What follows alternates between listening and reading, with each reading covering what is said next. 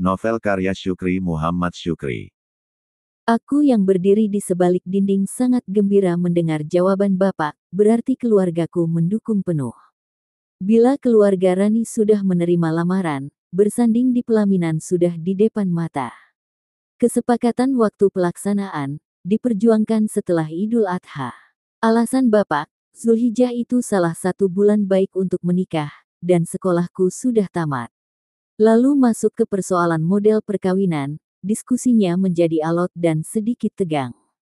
Berpegang pada adat, istri ikut suami, kata Bapak mengingatkan Paman Payatumpi yang diamini oleh Tengku Paya. Masalahnya, calon Inen Mayak itu anak tunggal, sanggah Paman Payatumpi. Harus diperjuangkan, pinta Bapak. Pasti, akan kita perjuangkan, tapi yakin Paman Payatumpi, apabila mereka bertahan dengan angkap, bagaimana? Sela Tengku Paya, angkap itu bagi orang perantau, bukan untuk si Niko, tegas Bapak. Itu kata kita. Gegara itu lamaran ditolak, bagaimana? Tanya Tengku Paya. Relakah kalian jika si Niko harus mahtabak? Sambung Paman Payatumpi menambahi pernyataan Tengku Paya. Tidak mungkin, imbuh Bapak. Terus bagaimana? Tanya Paman Payatumpi. Inen Niko, jelaskan dulu pembicaraanmu dengan Aka Kebayakan. Bapak meminta Ibu menyampaikan hasil pembicaraan dengan Inen Adi. Dari beberapa kali hasil pertemuannya dengan Inen Adi, benar sekali si Rani itu sebagai anak tunggal. Kepada Ibu, Inen Adi mengakui bahwa menentukan model perkawinan sedikit lebih rumit. Sebenarnya, Inen Adi sudah menanyakan model apa yang dipilih Bibi Remelah. Mereka akan membicarakan lebih dahulu dengan keluarga besarnya. Pun Rahman, lanjut Ibu, tidak masalah dengan model perkawinan. Belum ada sinyal dari Bibi Remelah, apakah setuju dengan model perkawinan Juelen?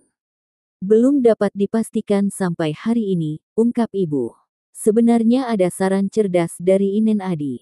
Saat keluarga Rani menawarkan model perkawinan angkap, para telangke harus menggiring ke model Kusokini, ke sana kemari. Model ini memang belum dikenal luas, tetapi sudah digunakan orang sejak awal kemerdekaan. Memang kecil kemungkinan diterima, semacam Mission Impossible, begitu kira-kira. Pola Kusokini, menempatkan pihak perempuan pada klannya sendiri, demikian pula laki-laki tetap dalam klannya. Manakala buntu, model ini dapat digunakan agar prosesi pernikahan tetap berlangsung. Itu cocok, ide cerdas, kata Paman Payatumpi. Adat belum mengaturnya, sanggah Tengku Paya. Memang, jawab Paman Payatumpi. Adat bukan untuk mempersulit orang, tetapi memberi jalan keluar, tegas Paman Payatumpi. Maksudmu? Tanya Bapak penasaran. Harus kita yakinkan para tetua adat, jawab Paman Payatumpi. Aku makin bingung, kata Bapak. Menik dan mahtabak yang merendahkan marwah, kenapa ada aturannya dalam adat, tanya Paman Payatumpi. Aku masih belum paham, kata Bapak. Kusokini kan pola lebih terhormat, masa ia ditolak oleh para tetua adat?